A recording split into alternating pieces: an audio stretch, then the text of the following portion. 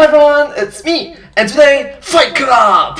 What is the first rule in film legends? This is Jacob from the Wisecrack channel, and welcome to Film Legends, where we break down all the smart stuff in the most renowned films of our age. We'll be analyzing and awarding points for every single thing a movie does right. Films will get scored in the categories of style, depth, context, and technique, all to determine which movies really are film legends. Film legends! Today's challenger, Fight Club, which Fight will be Club. scored against the Film Legends rules here. Got it? Thank you. Let's Thank go. you. In the opening seconds, we hear classical music shoved aside by the Dust Brothers' pounding score. This movie ain't concerned with being polite. Please pass the... give me the damn phone. Kick-ass title sequences are a David Fincher trademark. This roller coaster ride through the narrator's brain hints at the significance of his imagination in the events to come. And hints that psychological plays a part. Psychological plot plays a part. Emotional roller coaster. With a gun barrel between your teeth, you speak only in vowels. The gritty voiceover is indicative of the neo-noir style, as are the film's dark color palette, seedy locations, and themes of criminality, all of which add to its edgy mood. We're still men. Yes, we're men. One of the film's major themes is society's shift away from traditional masculine ideals such as strength and power, which the film suggests is partly due to the values imposed by consumer culture. Deep thoughts. Deep thoughts. Why do guys like you and I know what a teve is? Is this essential to our survival in the hunter-gatherer sense of the word? No. What are we then? Consumers. Fight Club explores the effects of this change on the modern man. Bob's physical condition embodies the narrator's feelings of emasculation, while the aggressive, uber-male Tyler represents his psyche lashing out against the new norms of manliness. That what a man looks like? Everything's a copy of a copy of a copy. Hey, wait a second, run that back? Sneaky Fincher. Before we ever meet Tyler Durden, he's appeared several times in almost subliminal flashes, teasing that there's something unusual about the character. Oh my gosh, that's really awesome with all the flashes here and there. The film's full of hints about Tyler's imaginary nature, such as when he calls the narrator on a payphone that doesn't accept incoming calls, and when he randomly appears on a TV commercial. We get subtle clues from the dialogue as well. So I come in last night, phone's off the hook. Guess who's on the other end? I already knew the story before he told it to me. These details are just a few of the reasons why this film is so rewarding. The scenes take on new meaning once you know about the twist. Watch it again and again. Fincher Watch it again and entered the again. movie with Starbucks cups to illustrate the ubiquity of corporate culture. Sweet caffeinated. The narrator reads a catalog as if he's drooling over a centerfold, suggesting that his male urges have transferred from sex to shopping. Check out the bot on that accent rug. The film criticizes mindless consumption of goods. In the beginning, the narrator defines himself through his possessions and lacks any true personal identity. I'd flip through catalogs and wonder, what kind of dining set defines me as a person? This reflects German philosopher Herbert Marcuse's observation that in a consumerist society, the people recognize themselves in their commodities.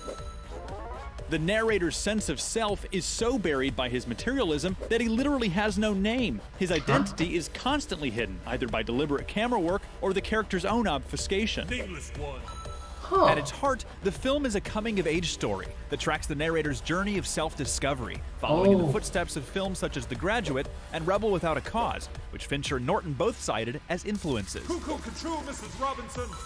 And to be honest, even until now, in the year 2021, it still hangs in the balance of it being a very important film of the era. I was a juicer. I have it all. And Mr. All. I used that phrase for Christ's sakes. Meatloaf's ability to mix pathos with humor was crucial for the role of Bob. Better to hell.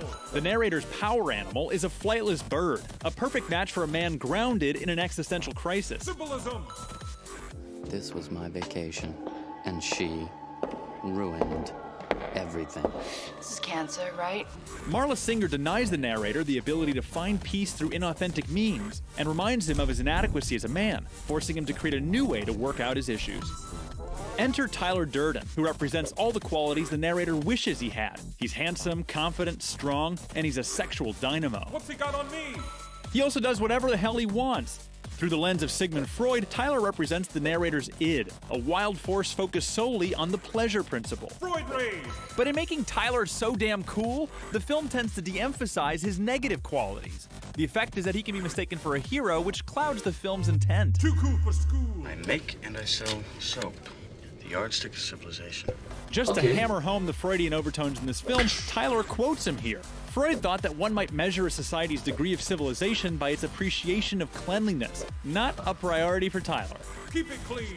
In Chinese philosophy, Let's keep hygienic and let's keep it clean, especially during a global pandemic period. Thank you so much.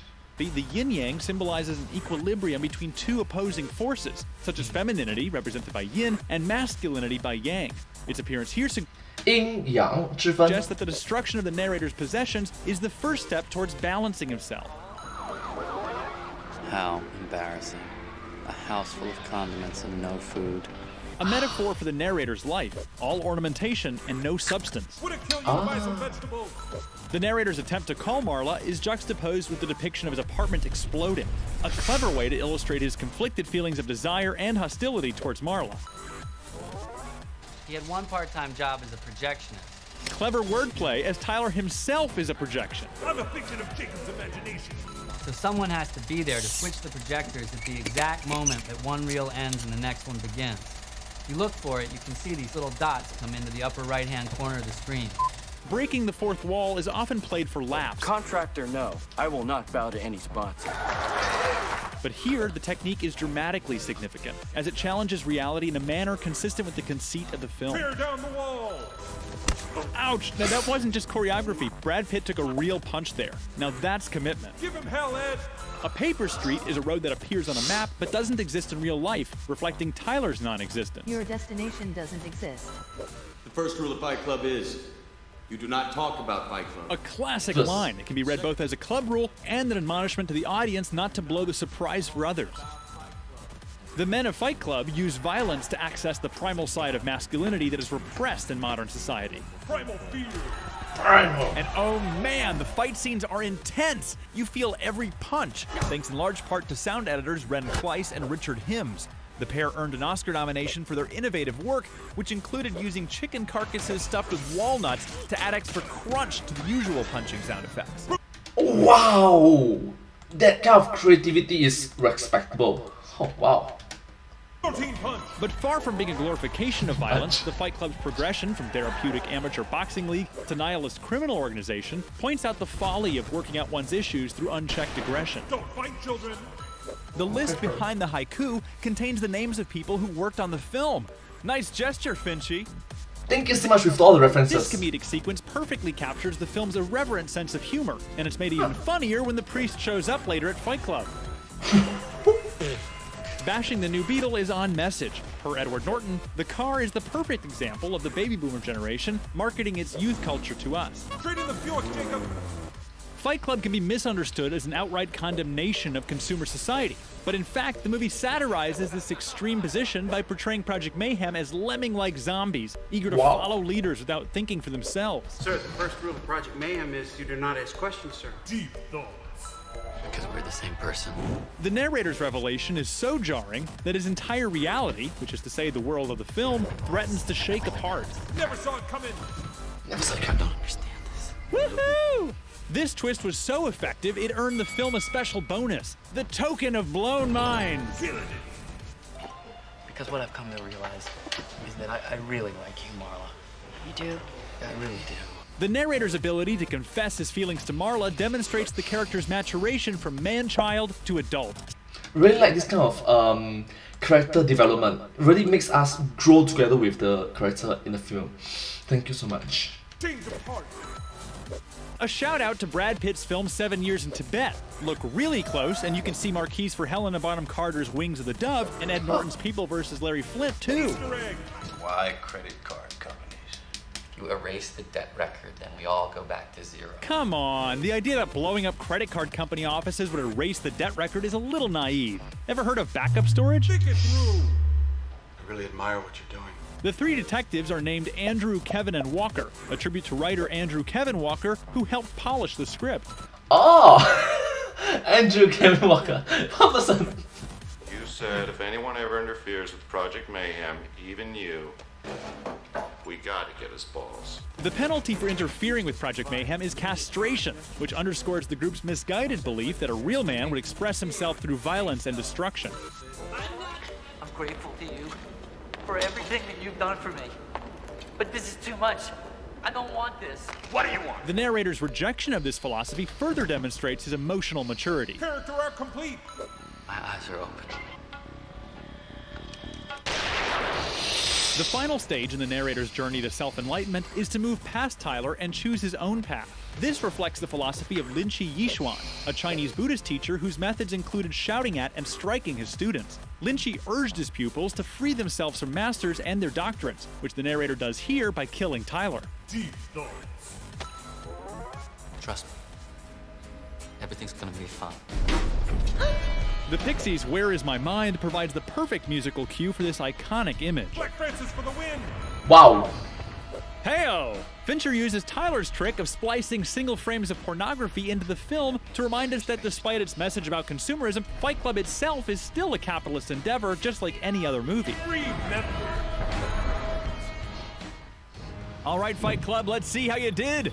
Depth and technique looking strong, and when we factor in those multipliers and streaks, whoa, Nelly, a knockout punch. David Fincher really is a true heavyweight, and that mind-blowing twist won you a special bonus, the token of blown minds. But did Fight Club pack enough of a punch to win the title? Let's head over to the leaderboard to find out. Fight Club rising, settling in at number 2, edging out Deadpool by the thinnest margin. Battles like these are the reason I got into this whole film legending business. I like it too. But be sure to come back next time as another contender enters the ring. I wonder who it could be. Is the next challenger ready? Hey theorists, to With a shield with a rope. watch the other episodes of Film Legends, click here or here to check them out. And I'll catch you next time. Toodles. Well, thank you so much for watching this video. I hope that you find this video very interesting and unique to watch. It's a very classic, and I hope that you enjoy it and find this very entertaining to watch. Thank you so much. It's quite enjoyable, isn't it? And if you do like this video, please remember to like, share, and subscribe to my channel, and comment down below if you have anything to us. Don't forget to follow my channel, and I sincerely appreciate all of your support and encouragement for my work. That is very motivating, uplifting, and thank you all so much for your wholesomeness and positivity. Thank you so much. And sincerely grateful and thankful. Sorry. And I hope to see you in my next video. But hey, that's just a legend. A film legend. Thanks for watching. Thank you. And I hope to see you in my next video. Bye! Subscribe. Thank you so much for all of your support.